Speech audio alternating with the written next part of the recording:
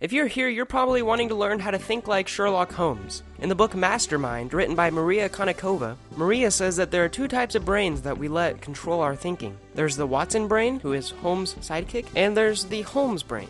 Now, when we fall under rule of our Watson brain, we usually think very emotionally. We also rely on correlation instead of causation. When something is connected to something else, we automatically think that one causes the other. Under the control of Watson brain, we also fall victim to biases and fallacies, which I will explain later. And the Watson brain is also fast. It runs on stuff like fight or flight. And last, a Watson thinker is also subjective and under the influence of their feelings.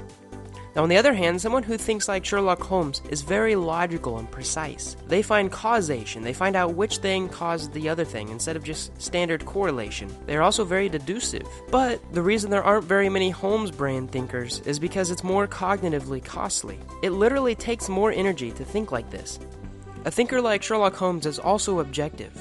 Now, you too can think like Sherlock Holmes. You just have to train your brain. Through habits, you can train your brain with deliberate thinking and mindfulness. This comes with time and practice. Now, those two things that I mentioned earlier, biases and fallacies. A bias is a conclusion and automatic thought that our brain has. Most of the time, it's even stuff that we are completely unaware of. You should try to avoid these. I will cover these in future videos, so subscribe if you want to see them. And also, fallacies are flaws in logical thinking.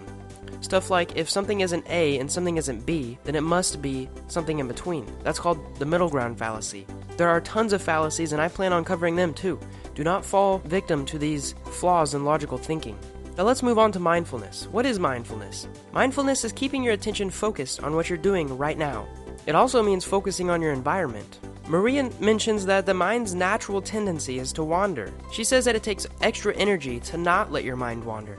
You have to use your focus and willpower to stay mindful. Now, when it comes to making deductions, mindfulness is very important. Let's say there's a guy that walks into the room that you're in, and he has a dog hair on his shirt. Now, when you're mindful, you would say, hey, this guy has a dog. However, this is thinking of a Watson thinker. A Watson thinker would say, hey, there's dog hair. This guy probably has a dog. That is an example of correlation. Now, he could have gotten that hair anywhere. He could have picked it up at the bus on his way here. He could have picked it up at his friend's house. It doesn't necessarily mean that he has a dog. So try to find causation and not correlation. And last but not least, Sherlock Holmes is always learning.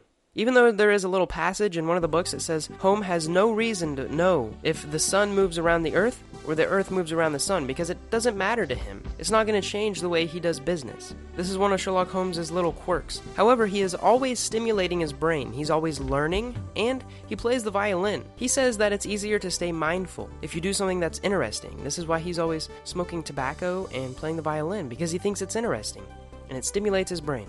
So let's go through an overview of how to think like Sherlock Holmes. First, don't let your mind fall victim to biases and fallacies.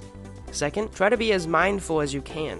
Pay really close attention to what you are doing and the environment that you're in. And third, never stop learning. You will find that life will become a lot more interesting if you are always learning something. If you combine these 3 simple steps, not only will you think like Sherlock Holmes, but you will become extremely successful in your life.